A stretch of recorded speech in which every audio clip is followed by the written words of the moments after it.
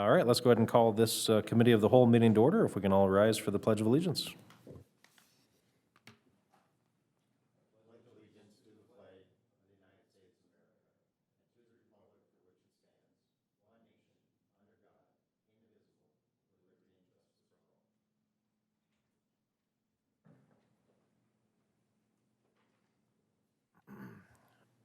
Doing roll call, we are missing Councilman Merrill tonight.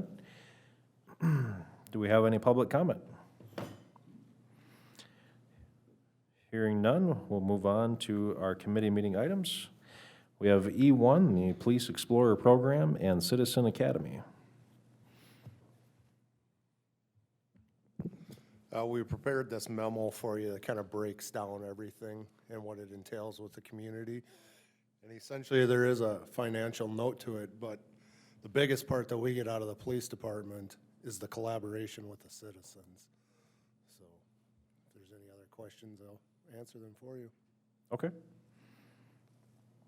Yeah, I thought you did a good job of laying it out there, and I mean, it seems to make sense. I mean, if you guys have a preference on one of those two things, I mean, the Police Explorer Program, is that, I know there's some new guidelines for like ride-alongs, and I don't know if that's part of normally what that would entail is that program, but I know that it's harder to do ride-alongs now, it sounds like, or you have to do training to ride along or something along those lines. But I mean, if you guys had a preference on one of those two options, I mean, do you like the Police Explorer Program better, or do you like the Civilian Academy one, or? I personally think they go hand in hand Okay. because we start working with our younger population, and the other academy is more of the adult nature. Okay, So if you want one or the other, I'll leave that up to the council. But okay, I prefer both of them. okay, gotcha. Yeah, they usually, do you know from other cities that have tried it in the area, if are they well attended, or are they, Yeah, once somebody's, like the youth one, especially if someone signs up, they stick with it up Okay. until the age they can't be part of it anymore. The Okay. vast majority of them do, because they really like it. And Sure. When we last had the youth program, we actually, one of the officers we did hire came through our Explorer program, got his law degree, and became an officer of the city of Isani. And then I think it was right after that, we pretty much faded from it. I don't know why, but I think COVID-19 was part of that. I don't believe it's been. Been a while. It's longer than that. Is it? Because I couldn't remember why it went away. We have a Citizen Academy not that long ago, I remember. We had a talked about it, I Citizens think. Academy. I thought they actually had one. No, we talked about it. I don't think it's been implicated yet. But we did hire, and I think some of those explorers did actually turn out to be officers. And matter of fact, I think one or two of them actually became City of Isani officers. That's awesome. I mean, I think it's a good program all the way around. I don't know how much the adult version of it would, benefit, but, like Lieutenant says, goes hand in hand. I mean, he'd have first knowledge of it than I would, so.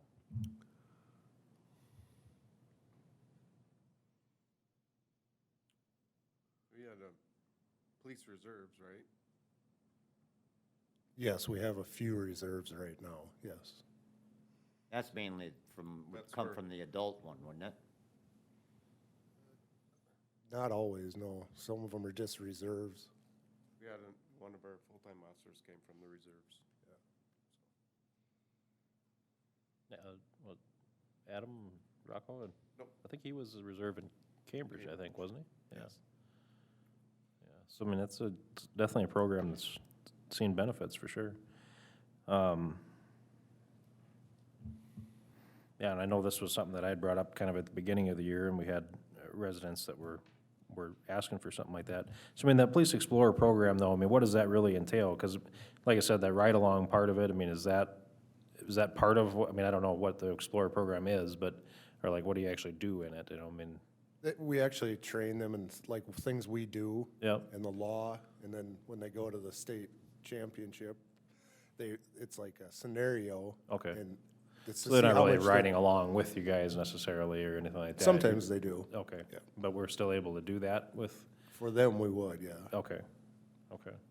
What is the reason that the council members are, I know Travis was gonna do some digging on it, but there had been some changes, I guess, I forget what It was organization. through the FBI because Is that what it they was? Yeah. oversee all of our CGIS data. Yeah, And in order to do that, you have to fulfill a whole bunch of requirements. And they sent out a memo not too long ago that says, if a person who hasn't met all the requirements is even on a ride-along and sees any of the data protected information on your screen, that's a violation and a breach. So, but so we were able to get the police explorers the requirements that they would need. yep. Which I imagine we'd be able to get our city council members the requirements they would need then as well. I don't know what it entails. I'd have to talk to Penny. She's the Okay. one who runs all that. Okay. Yeah, I mean, that's something I would like to maybe bring back to next committee of the whole, is to see how we can, I think I think it's such a valuable thing for council members to be out there and seeing what you guys do. I mean, you guys are truly heroes, you know, I mean, it's, I remember, I mean, every time I think about that deal at Coburn's that one time, and you were a big part of that, and I mean, was blown away at what you guys do. Pretty awesome stuff, and for council members to be able to get an opportunity to kind of actually see what it is, and boy, it brings a whole new appreciation for what happens there, so. And if you choose to do go with the Citizens Academy, you could also attend that too. Yeah, sure. I don't know, what do you guys think? I mean, there is some cost involved. I mean, Mike, I don't know if, it's not a huge cost. I mean, if we were to do both, you know, we're looking at, I mean, I suppose it depends on, you know, a lot of this is shirts and uniforms, and so, I mean, it depends on how many people you get to sign up. I mean, is there, you know, in other type of organizations like this, I mean, or other cities, are they, you know, charging a fee from the people that are signing up for the classes, or is it totally covered normally, or? It's totally covered. Okay. So we're looking at about 11,000 or so. I mean, budget-wise, I mean, how does that play into what we're trying to accomplish here? Well, yeah, I mean, if that's what the council wants to do, we'll find a way. I mean, it's, asking for 10 grand's a whole lot different than $1 million, so. Yeah. Yeah, I mean, any other questions? I've been kind of asking mine. You guys got any questions at all, or? I think it's a good program. I think we should go along with it, but that's my opinion. Time-wise, I mean, is that something you guys want to take on? I mean, or is it something that you guys Yeah, we are- strive any chance we get to have community engagement. That's Yeah. a big part of our philosophy, so we would willingly take this on. Yeah, I think it's a good thing to do, so. Okay. Well, yeah, I mean, if we can make it work and stick with our budget goals, then I'm definitely on board with trying it, so. Would And that be just- both programs?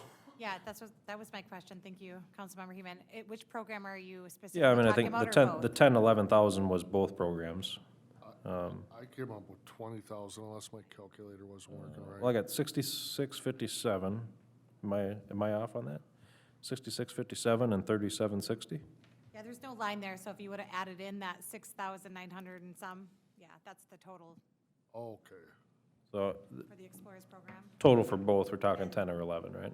Yep. In that ballpark? Okay. All right. Yeah, I think consensus is to move that to a council meeting in the future? So what we'll do is I'll work with the chief or the lieutenant here, and we'll come together with probably a program parameters policy. I'm not sure if all that will need to come back before council, but we'll have that developed before we get authorization, so it's kind of a package, and bring it forward to a future council meeting. Okay. That sounds good. Thanks, John. E2, tree requirements for new construction discussion, and this was something that I had asked to be brought up, so years ago, and you guys probably remember this, we had changed the rules for new construction, residential construction, where they were only required to have 2 trees. And I was under the impression that they could put them anywhere on the property that they wanted, and Matt Small, the old building official, he had also told me that because we were building our house, and he said, well, it's real easy now, because you can just put the 2 trees wherever you want. But then after he left, we worked with Stephanie, and she knows the rules a little bit more, I guess. What'd you say? Well, right, the majority of the trees have to be in the front yard, so two, right, so two out of the majority is both, right? Because you can't have a majority of one and one, so, so I was just, wanted to bring that up to make sure that, you know, is that what we want, to require the two trees that we require in the front yard, or, you know, or do we want to have flexibility? Because I think, the way that I think Matt was really going about it, because you look at even that Fairway Greens North development, there's some that are in the backyard, some are in the front yard, and so that's how he was actually doing it, I think, was just leaving it up to wherever they wanted to put it, basically. So that's what was happening, but that wasn't what should have been happening, I think, right? So, so, I don't know, I mean, I just thought maybe we should, I think it's just still, you have to have 2 trees on the boulevard.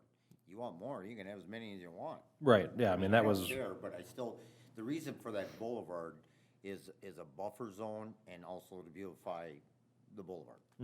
That's the reason for it. And I mean, it depending on the width of the lot, I'd be fine with one boulevard tree. You know, if it's a smaller, narrower lot, I'd be fine with that. Yeah, I wouldn't be opposed to it, like you said, a smaller lot, it's like some of those are, now they're asking to shrink the garage, because they can't get the bigger Yeah. garage on it. well, and it was kind of in that area there, it was not on that same strip, but kind of on the south side of that is where I'm talking about, yeah, that they had done But that. I mean, I think we should stick to some of that and stay with it. But Well, do we want to maybe, instead of saying a majority, we just say, you know, a minimum of one in the front yard?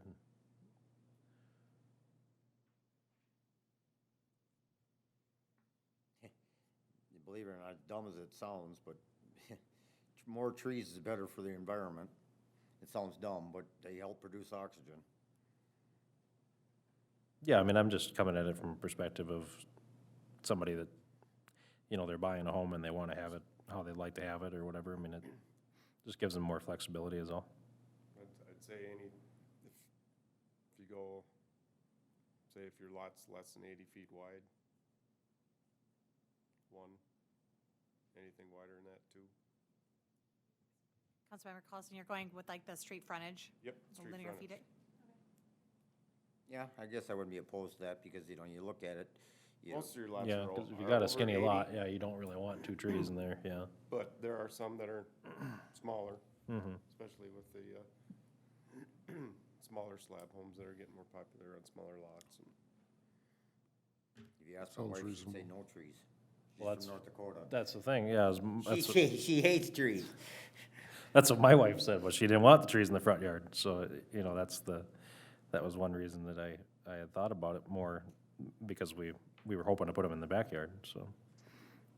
You got quite a few in your backyard. I do have quite a few in the, yeah. Yours are pretty big in your backyard, too. Yeah, but they're a long ways off, Yeah. so.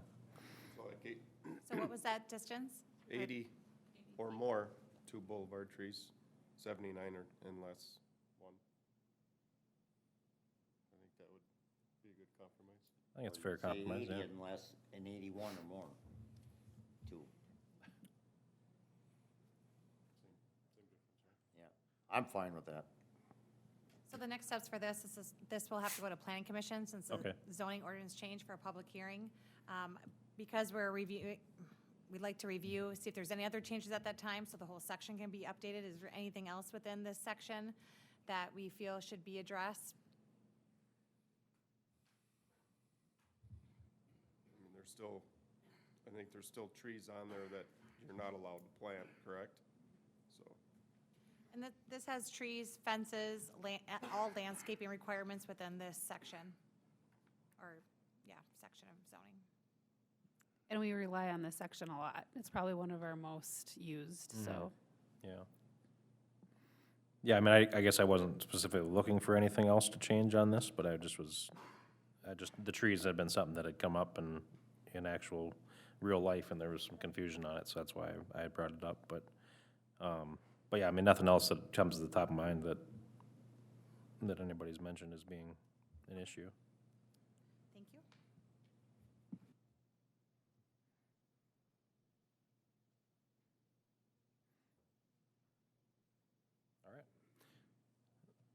So we'll move on to E3, the Emerald Ash Borer discussion. Good evening, Mayor and Council.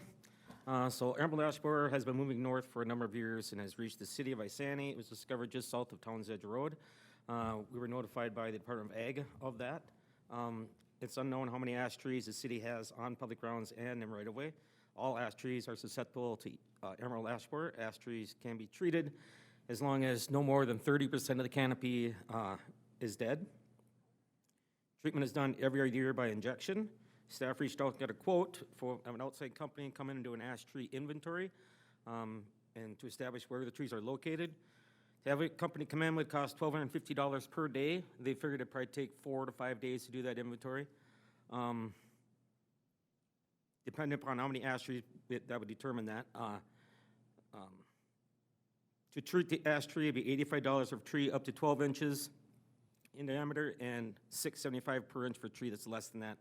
And some neighboring communities are treating for emerald ash borer currently.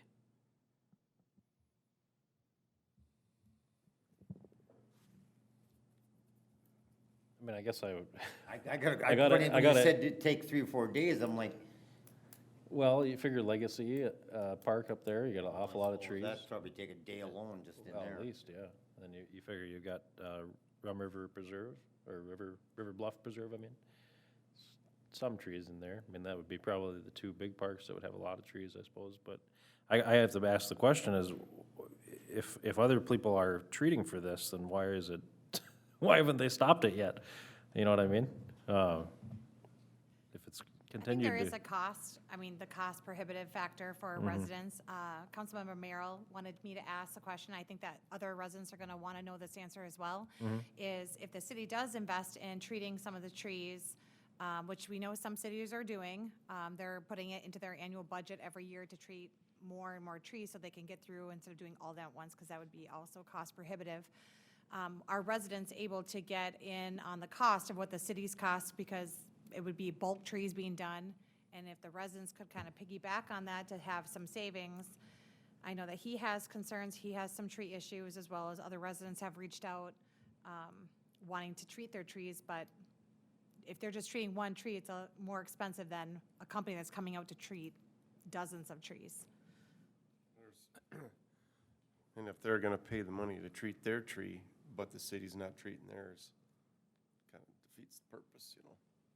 Yeah, this I am would no be if tree they were expert. coming Oh, with- I'm sorry. No, I'm go no ahead. tree expert, but I drove around town and just like over here by the railroad tracks and over by Broadway, to me, a lot of those trees are ash trees, and some of them are dead.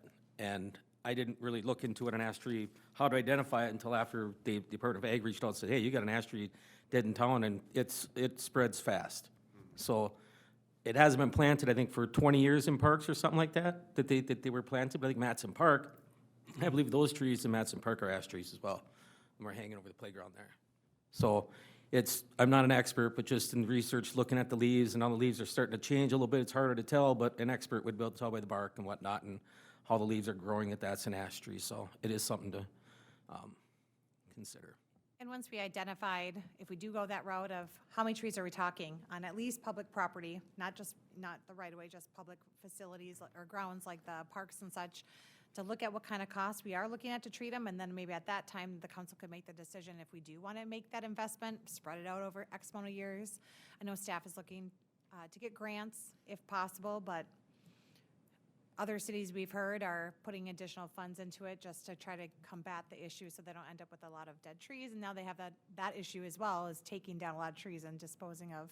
Matson Park wouldn't look the same Right. without trees. We there. have those some are pine big- trees, big different trees. issue, but Pine pine trees. trees going down in Bluebird Park makes the park look different. Yeah.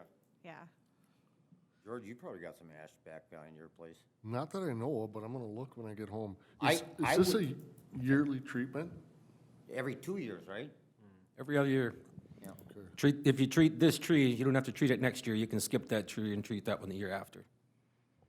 I wouldn't have, as to Councilman Merrill's point on that, I wouldn't have a problem with them piggybacking at that cost of doing that.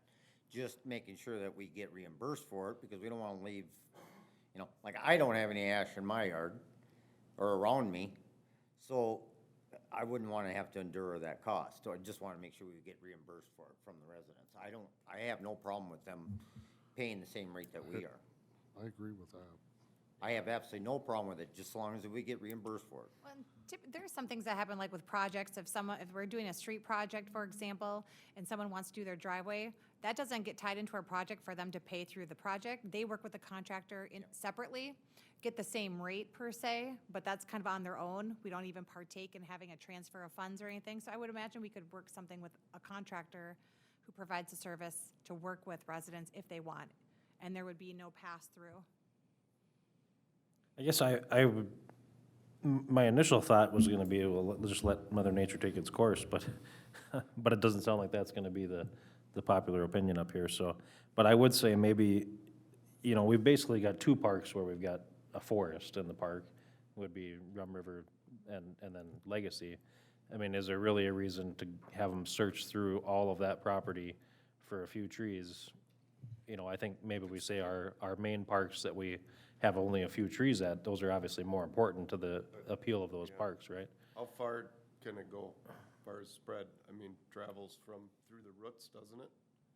Or is it It's travel? the bug. It's an insect. It's an insect that starts at the top of the tree and just basically starts to eat the leaves at the top, and that's where they say, if 30% of the tree is dead, the canopy is dead, the tree isn't worth treating. I mean, it's pretty much a guarantee, if you do nothing, the ash trees are gonna die.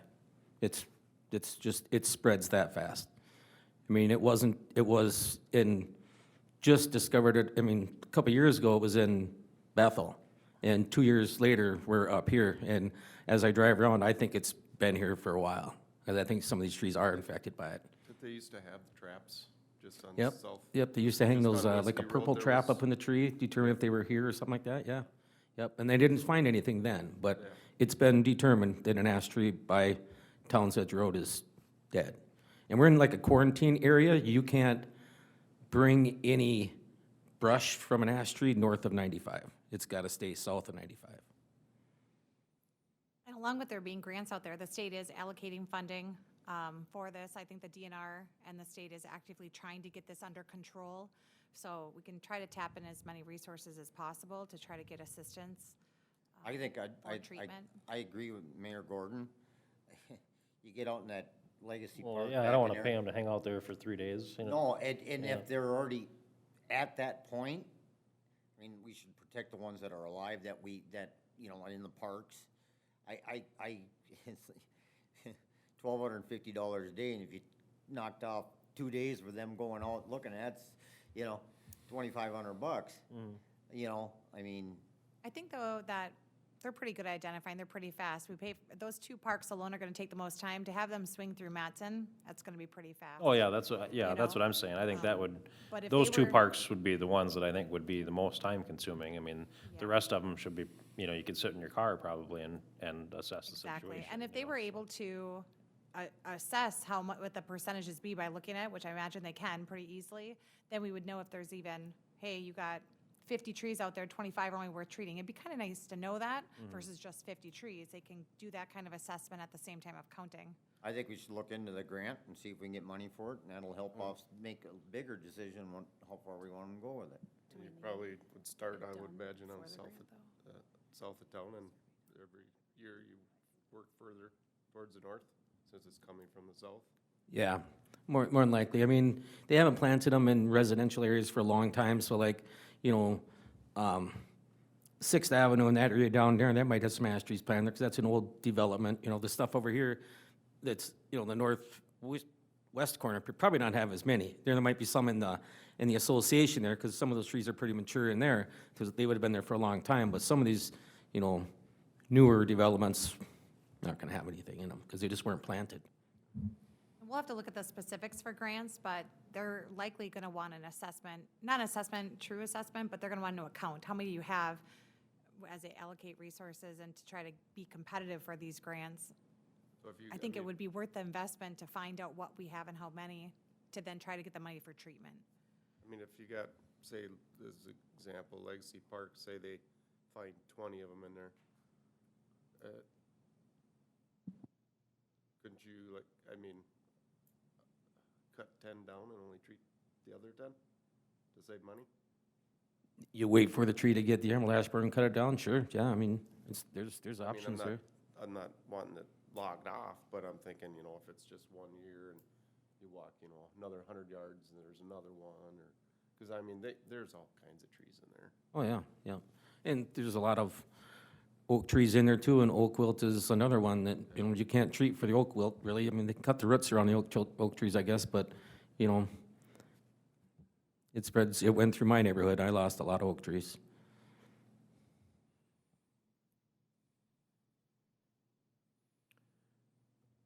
I don't know if we got a consensus or not, I guess, but I think I'd say, I think it's important to do, because, I mean, we got some beautiful trees, especially in the old downtown area part, and it just ain't gonna look the same, and you know how many years it would take to, you know how long it takes for trees to get that size? We'll never see them again, that size. Be lucky if our kids would see them get that size, you know? I like the idea of assessing our parks and seeing how many we actually have, and then going Like I from said, there. Legacy Park, say there's 20 in there, cut 10 down and only treat 10. Ain't gonna, I don't think it would affect the beauty of the park at all. I agree. I don't know, I never walked in that damn thing. I don't, I mean, there's so many trees, I don't know not if I would Trees, even spend. There's a little of everything in there, probably the Yeah. only tree that I haven't seen in Legacy is birch. And there's probably some in there maybe, but I've never, I think there's some birch along the creek on the very northeast corner, right down there, by the picnic table and that stairs. I think there's something right in there, but I'm not positive either, but, yeah, yeah. but But yeah, I don't think it's gonna change, you know, I mean, that's not That's gonna what I say. change what you're looking at, really, yeah. no, like this, if there's, like I said, there's 20, just for an example. Yeah. Treat 10 and cut 10 down, But we'd have to get them. just to, Well, do we wanna maybe try Minimize to the see what we can do for expense. grant stuff first, or you think before we even try that, we'd have to do an assessment? I think we can try. I mean, there might be some funding opportunities out there that we can try to get for the assessment. We Yeah. can start there and see if we're able to be successful at that. Maybe we wanna try that first and see if we Yeah. can get somebody else to pay for it at least, and Yep. then go from there? Okay. Does it affect all ash trees? I just Yep. Googled it, it's 13 species of ash trees. Yeah, it affects them all. It's really, emerald ash borer, I think, started in Canada, and it went through, like, Pennsylvania has a ton of ash trees, and it's like, they're they're losing trees left and right. Okay. It started on the East Coast or in Canada, worked its way down south, and now it's just coming across the United States this way. And it's a little green bug. the only thing was Bunker Lake Park, they lost Oh, could be, sure. a lot, Yeah. lot of trees, and that changed. If you do nothing, they're gonna die. That's just inevitable. That's the research I've read, that if you do nothing, they're gonna die. And they land on one tree until they get what they can out of that tree, and then they basically they crawl under the bark and the larvae, and then they come out and they just find the next tree. And they just go from tree to tree to tree. Yeah, I would like to make sure our most used parks don't have any solo ash trees, you know, that we have very few trees in some of these bigger parks, especially around town. Legacy, I'm not too concerned about. Like Hollison said, there's plenty of trees back there.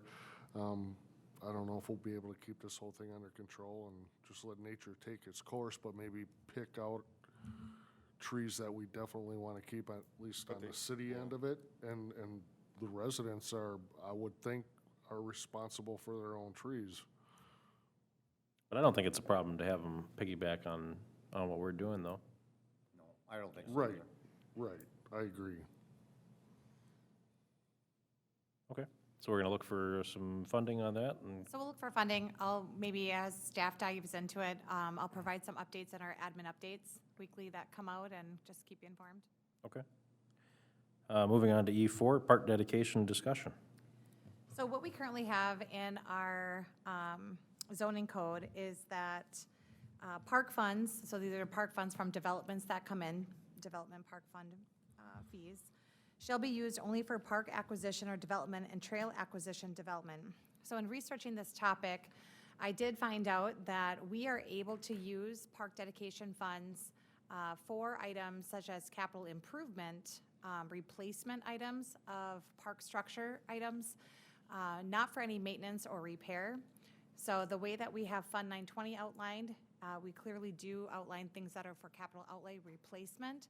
Those things by state statute would technically be permitted if the council deems that that would be something. So for example, at Bluebird Park, Clifford Park is soon up for a replacement because it's getting old, decrepit, and at some point you just have your park equipment becomes unsafe for kids and we have to take it down and put something back else up, and you can see it's weathering pretty well too.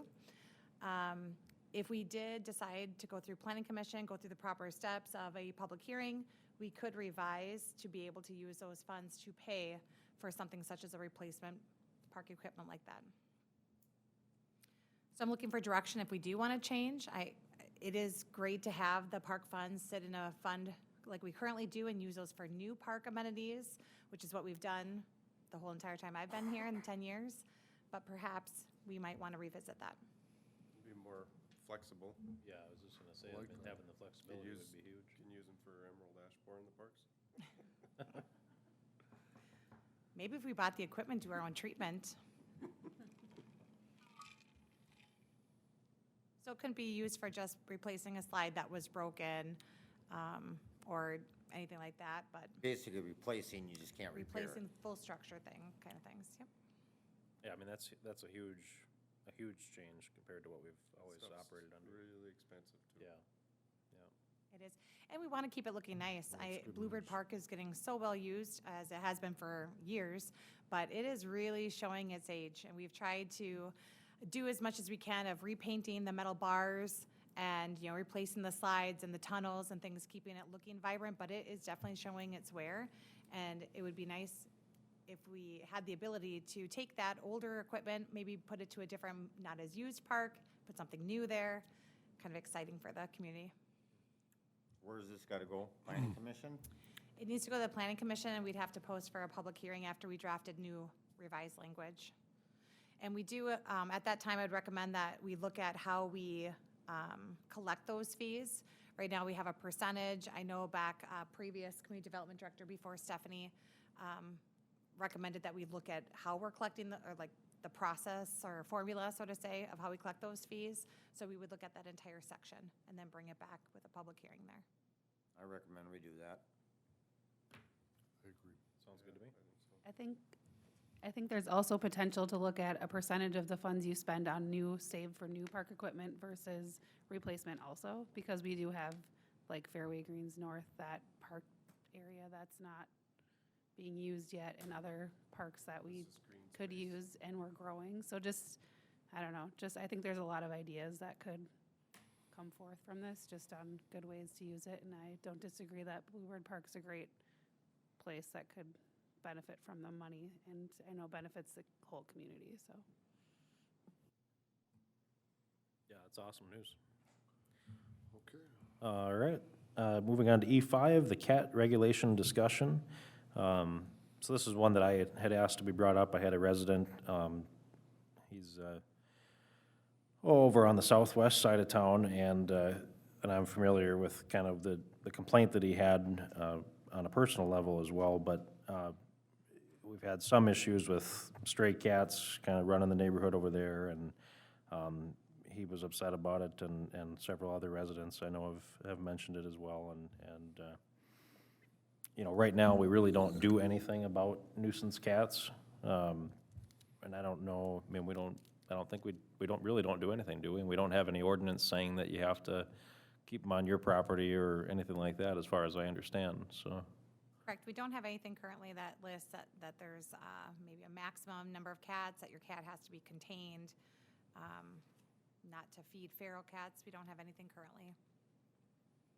Yeah, so I mean, and I don't have any problem with people having as many cats as they want, but you can't, you know, this situation that I'm kind of talking about, I mean, there's been times where you look at the sidewalk, there's like 5 cats sitting in a little group on the sidewalk, or they're sitting in the middle of the road, or they're, you know, eating garbage out of the neighbor's house, or, you know, I mean, just stuff like that, you gotta keep them on, if it's your pet, it needs to be on your property, and you know, so, I don't know if you guys had a chance to kind of look at, you know, some of these other things that the other cities are doing, but I thought out of this chart here that we were presented that Woodbury had probably the best way to go about it. But, you know, basically they forbid cats to be at large, and they will use animal control if there's a complaint.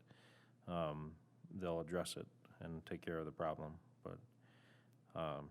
but wanted to run that by you, and like I said, had a resident that was pretty upset about it and had been dealing with it for a long time, and I know it's definitely an issue with what he's talking about, so. I used to have one, my old house, had a couple that would, and I think they were someone's pets, but, because, you know, they didn't look like they're feral cats. They looked healthy, good coats. But yeah, they would come by and spray my grill cover. I had one go in my flower beds and dig it up and crap and then bury it. So I understand Yeah. the problem that people can have with stuff like that. But One piece of new information I'd like to share with council is, I did have Lieutenant McCarty reach out to our animal control agent that we have a contract with. And under their current license with the state, correct me if I'm wrong, they are not able to collect cats. That's a whole different process, and they haven't chosen to go into that endeavor because it's really a money-losing thing for entities, and they haven't had the request, I would imagine, either because of that cost. Okay. So we wouldn't unfortunately be able to use our current provider in the capacity that we have them in now, to do any kind of control. If we did have a cat at large that needed to be disposed of, so to say, depending on what kind of ordinance we write, we might have a challenge trying to get that picked up. Okay. Josie answered my question. I'm not for an ordinance for cats. I mean, I'd be for regulating cats that are a nuisance, but I'm not for people having to. your average person doesn't, I mean, it's pretty hard to identify a feral cat versus someone's pet cat that I- just wandered next door. I or- agree. I couldn't tell you how to identify it, unless, I mean, you see them hanging out by, you know, over by the Legion, the dumpster area over there quite a bit. I imagine those are probably ferals, but, Yes, there's a bunch over there. yeah, Yep. so, I guess that you'd always, the homeowners, if they think it's a feral cat, they could always try and live trap it. Exactly. That's what I would I mean, recommend. If the cat doesn't have a collar on, it's really hard to tell if it is someone's pet that just don't have a collar on it, and just got out of the house. Obviously, if they have a cat in the house and never leaves the interior of the house, they probably don't put a collar on it. Well, even those breakaway collars are still dangerous. You shouldn't put a collar on a cat. So. I'll tell you what they I do with them think in it'd be Hawaii. really tough to control. Big Island is overloaded by them. Yeah. And they have feeding stations out for them, and they put the food they put out for the feral cats, it's got a sterilizer in them so they can't reproduce. They won't kill the cats, but they will sterilize them so they can't reproduce, so then they just die on their Control own. the population that way. Control the population, because the Big Island is just, it's nothing but cats, Right.